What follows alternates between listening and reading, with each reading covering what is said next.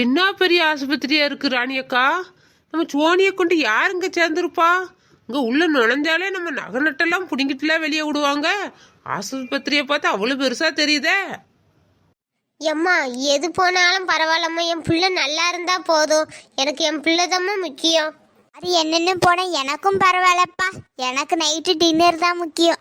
4 முடி வேற சொன்ன மாதிரி வாங்கி தருமா என்னன்னு தெரியல. முன்னாடி போயிட்டு இருக்கு பாரு அது. ஏ சந்தியா, சோனி எந்த ரூம்லம்மா இருப்பா?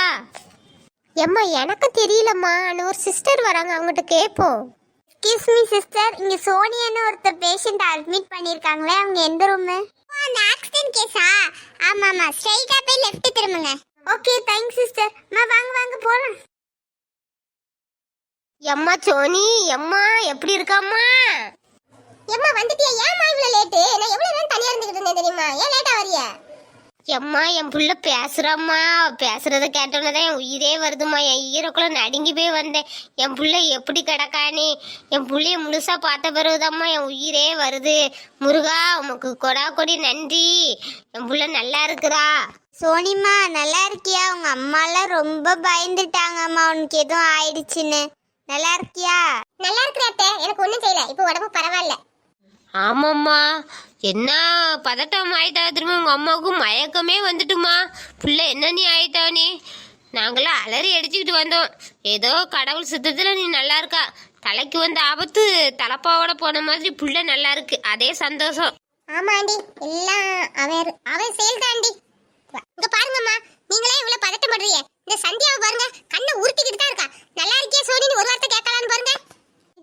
உன்னை பார்த்தா சடங்கால புது பொண்ணு மாதிரி தான் உட்காந்துட்டு இருக்க. நாங்க என்னமோ ஏதோன்னு பதட்டத்துல ஓடி வந்தோம். நீ நல்லா தான் உட்காந்துருக்க, அதான் நான் கேட்கல. சொல்லுவாடி சொல்லுவா. நல்லா பிரேக்க புடிங்கி விட்டுட்டு என்ன வண்டி எடுத்து என்ன அனுப்பி விட்டுட்டு நீ வந்து நல்லா நக்கலா பேசுறா. அன்னைக்கு மட்டும் ஏதாச்சும் ஆயிடுச்சுன்னு வச்சுக்க, இந்த நேரத்துல நான் பரலோகத்துல தான் இருப்பேன். நீ நினைச்சது நல்லபடியா நடந்திருக்கும். ஏ வாய மூடு சோனி கழுத. ஆஸ்பத்திரியில் உட்காந்துக்கிட்டு என்ன பேசிக்கிட்டு இருக்கா? என் புள்ள நல்லா இருக்கல, நான் சந்தோஷப்பட்டுக்கிட்டு இருந்தேன். திருப்பி அக்கா தங்கச்சி இங்கேயும் வந்து சண்டைய ஆரம்பிச்சு ஏதோ ஏதோ பேசிட்டு கிடைக்கி. வாயை கழுவுங்க. ஏம்மா அப்பா வரலையா? அவரு வந்திருக்காருமா. அவரு எப்படிமா வராம இருப்பாரு? அவரு அந்த அளவு அழுதுட்டாரு பிள்ளைக்கு ஏதோ ஆயிட்டுன்னு. அவர் டாக்டரை பார்க்க போயிருக்காருமா. 4 முடி நைட்டு சாப்பாடு வாங்கி தருவாங்களா? ஏ உமா, பொண்ணுக்கு ஏதாச்சும் முடியாமல் போயிருந்தாதான் நம்ம சாப்பாடு வாங்கி தர மாட்டாங்களோ? நீ பயப்படணும். பொண்ணு தான் நல்லா அதான் இருக்கா, அதனால் கண்டிப்பாக சாப்பாடு வாங்கி தருவாங்க. நம்ம சாப்பிடுவோம். இங்கே சாப்பாடு நேரம் இல்லாட்டி இல்லை சாப்பாடை பார்சல் பண்ணி வீட்டுக்கு வாங்கிட்டு போயிடுவோம். என்ன ஏம்மா எனக்கு ஒரு மாதிரி இருக்குமா ஆஸ்பத்திரியில் இருக்கிறது. வீட்டுக்கு போகலாமா? போய் டாக்டர் அப்பாவை கேட்க சொல்லிடுவேன். ஏ அப்போ கேட்க தாண்டி போயிருக்காவ சின்ன பொண்ணத்தவன் அப்பாவும். இப்போ டாக்டரை கூப்பிட்டு வர அப்படி வந்து சொன்ன உடனே நம்ம வீட்டுக்கு கிளம்ப வேண்டியதுதான். ஏ சரசு, சின்ன பொண்ணு போய் எவ்வளோ நேரமோ ஆகுதுமா, கொஞ்சம் சீக்கிரம் வர சொல்றியா போய்? சரி ராணி அக்கா, நான் போய் கூப்பிட்டு வரேன். 4 முடி நானும் வரேன் உன் கூட. இவன் எதுக்கு நம்மள ஒரு மாதிரியே பார்க்க? இவன் என்ன சொல்ல போறான்னு தெரியலையே. ஏய்யா டாக்டரு, என் பிள்ளைக்கு ஒன்றும் இல்லையா? வீட்டுக்கு கூப்பிட்டு போகலாம்லாப்பா? ஆண்டி அவங்க ஆல்ரைட். நீங்க இன்னைக்கே வீட்டுக்கு டிஸ்சார்ஜ் பண்ணி கூப்பிட்டு போலாம். இவன் என்ன அம்மாவை ஆண்டின்னு சொல்றான்? அம்மாவுக்கு மட்டும் புரிஞ்சிச்சுன்னா என்ன நினைப்பாங்க? என்ன இந்த டாக்டர் தம்பி நல்ல முறை வச்சு ஆண்டின்லாம் சொல்றாரு. நல்ல பையனா இருக்காத பார்க்க. இல்லக்கா, எல்லாருமே நமக்கு ஆண்டி அத்தை மாதிரி தானே, அதான் உரிமையா அப்படி சொன்னேன். நல்ல ஊமை கத்தால மாதிரி இருந்துகிட்டு எப்படி உரிமையா பேசுறான் பாரு. உரிமையோட அத்தைன்னு சொல்றானே. டாக்டர் தம்பி, பிள்ளைக்கு ஆஸ்பத்திரி ஃபீஸு எல்லாம் கட்டணும்லப்பா. எங்கே போய் இப்போ பணம் கட்டணும்? எவ்வளோ வந்திருக்குன்னு தெரிஞ்சா நாங்கள் கட்டிட்டு பிள்ளைய கூப்பிட்டு போவோம்லப்பா. இல்ல ஆண்டி, அவங்களுக்கு அமௌண்ட் எதுவும் டாக்டர் சொல்லல, அதனால நீங்க டிஸ்சார்ஜ் பண்ணி கூப்பிட்டு போகலாம். என்னது அமௌண்ட் எதுவும் சொல்லலையா? இது என்ன புது கதையா இருக்கு? இது என்ன சோனி மாமியார் வீடா?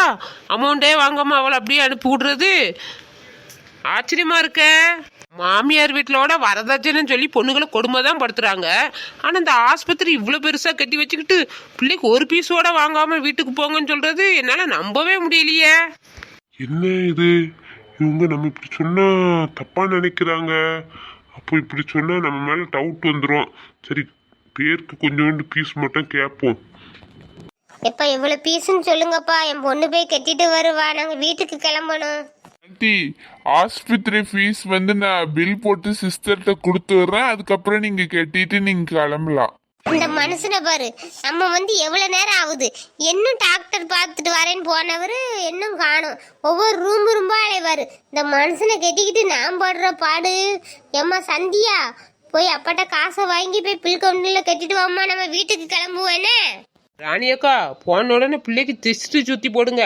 பெரிய கண்டத்துல இருந்து தப்பிச்சு வந்திருக்கா சோனி. பிள்ளை பாவம் பயந்து போயிருக்கா.